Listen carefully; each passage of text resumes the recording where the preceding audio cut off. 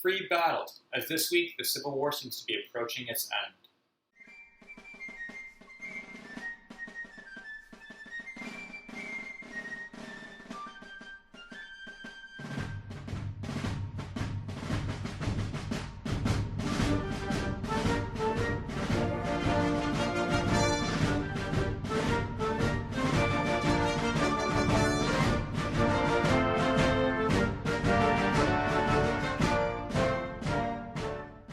First, on the 12th and 13th, a running battle fought by professional running generals, McClellan and Rosecrans.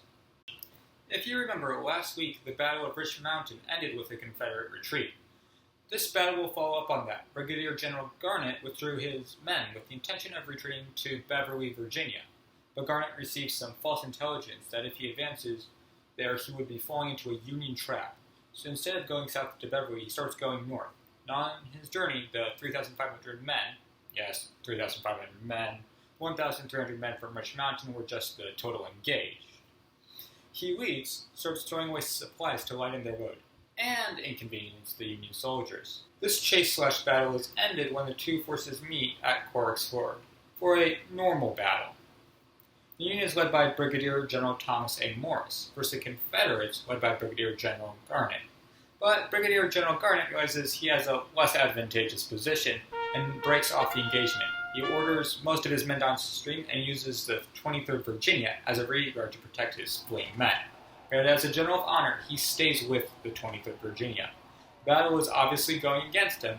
He's about to order another retreat when he is shot and killed, becoming the first general to die in this bloody Civil War. His body will be recovered by a Union soldier who is a former friend of him.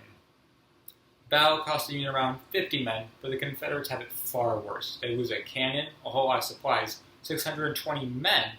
Most importantly, they've lost effective control over most of Western Virginia. Also, McClellan is the most popular general in the Union. If the war isn't going to be over soon, he might become the next commanding general of the North. The next event of this week is on the 17th, at Scary Creek.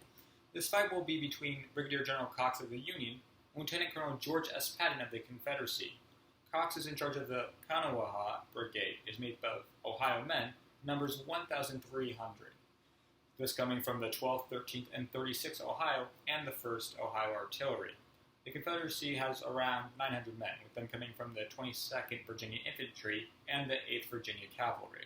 The battle begins when Cox's men starts a minor engagement with some Virginia skirmisher. Cox then orders Colonel John Lowe to bring the fight directly to the Confederates. A 5-hour battle is started. With that order, there was deafening musket fire, cannon duels, death and destruction everywhere. During this, Lieutenant Colonel Patton is wounded, and Captain Jenkins has to take his place. The Union during these 5 hours launches charges, trying to cross the river and take the Confederate positions by bayonet. They get close a few times, but Captain Jenkins rallies his men and is able to repulse each attempt. Defeated, the Union withdraws. The Confederates don't realize this and believe the Union has just received new reinforcements and are just switching their lines to the fresh men. Having been charged multiple times and already badly bloodied, the Confederates realize they can't stand against fresh reinforcements, so decide to withdraw. Now the battlefield is empty, with one side angered that they couldn't take the now unoccupied positions, and the other running away from reinforcements that don't exist. The Confederates later realized their mistake and claimed victory, though they felt unsafe in the position and retreated back to their supply depots, allowing more of Western Virginia to fall into Union hands. Now, for the most interesting part of any war, economics. So far, the Union has been running off of the day-to-day taxes, charity, and mostly prayer. On the 17th, Congress passed an act allowing the Secretary of the Treasury to take out a $250 million loan using the credit of the government. They are to be low interest and paid whenever the government is able. This means financially the war can go on in the North longer than the southern states can. It means the government could finance more troops than the 75,000 recruits Lincoln initially wanted. And on the 18th, the big confrontation we've all been waiting for happens at Blackburn's Ford. Brigadier General Irvin McDowell, with his 35,000 men, have been marching in the heat and humid climate of northeastern Virginia, which is what his army is named after. They left D.C. on the 16th and by the afternoon reached Fairfax. On the 17th, McDowell tells Brigadier General Tyler of the 1st Division, "Observe well the roads to Bull Run and to Warrenton. Do not bring out an engagement, but keep up the impression that we are moving on Manassas." Tyler does so, and as he does, the enemy flees before him, in fact, all the way across Bull Run. They run across Mitchell's and Blackburn's ford. Tyler then spots enemy combatants and brings up 2 rifled 20-pounders and starts firing at them. The Confederates try to return fire, but they don't have rifled artillery, and because of this, they find Tyler to be out of their range. Despite lacking in their artillery, the Confederates' line is long and strong. The Confederates just across the river from Tyler are led by James Longstreet. Longstreet was a major in the U.S. Army before the current war, which is to do his quick promotion to Brigadier General Justice. He commands the 4th Brigade. It's made up of the 1st, 11th, and 17th Virginia. Tyler feels confident. The enemy runs away from him. He's a division commander, so he ignores McDowell's orders. He calls for more heavy guns and orders the 1st Massachusetts forward. The 1st Massachusetts starts marching, but is hit by retreating skirmish fire. They then enter the woods. While there, they come across a group of soldiers who are wearing gray, just like them. The leader of this gray group asks the New Englanders, "Who are you?" The answer, "Massachusetts men," and a hail of musket fire. This kills the leader of the Confederate men, and the rebels begin to fall back. Bolstered by this small victory, the 1st Massachusetts continues to march forth. They emerge from the trees to volleys of musket fire from 3 sides. According to Lieutenant Colonel Wells, the leader of the 1st Massachusetts, "We were in the thick of it for 15 minutes, the bullets humming like a beehive." This didn't break the Union men, who returned fire with surprising accuracy. This frightened many Southern recruits. Longstreet describes this time as, "The first pouring down volleys were most startling to the new troops. Part of my alarm broke and started at a run. To stop the alarm, I rode with saber in hand for the leading files, determined to give them all that was in the sword and my horse's heels, or stop the break.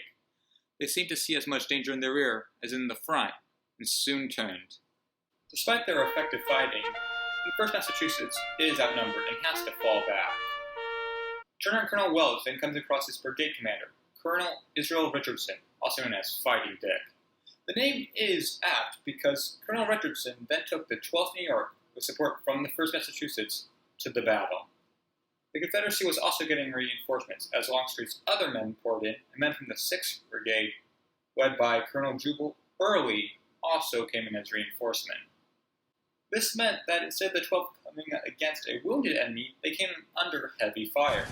They were forced to take cover and fired back for 30 minutes. But after these 30 minutes, they fell back, leaving the already mauled 1st Massachusetts all alone. Longstreet sees this and sent his men to defeat the New Englanders. 1st Massachusetts then flees up the hill. Richardson wanted a victory and was getting ready to attack, but Tyler doesn't think a victory by assault is achievable. He ordered his men to set up a defense on the hill, when the Confederates would continue an attack up the hill. At 4 p.m., McDowell comes over and shoots Tyler out. McDowell is pissed that Tyler didn't follow orders and is infuriated that he was almost forced into a full-on battle today, which he does not want. The infantry fight is over, but each side's artillery will continue to fight. A Union shot hit the McLean house. Beauregard and his staff are currently staying there. No one is wounded or killed, but Beauregard felt that revenge was needed for the now dead mood of the party. He ordered more Confederate ordnance pieces to fire and ruined the Union supper. Though this is unachievable, and the battle was ended. At Blackburn's ford, the North has lost 19 men killed, 38 wounded, and 26 missing.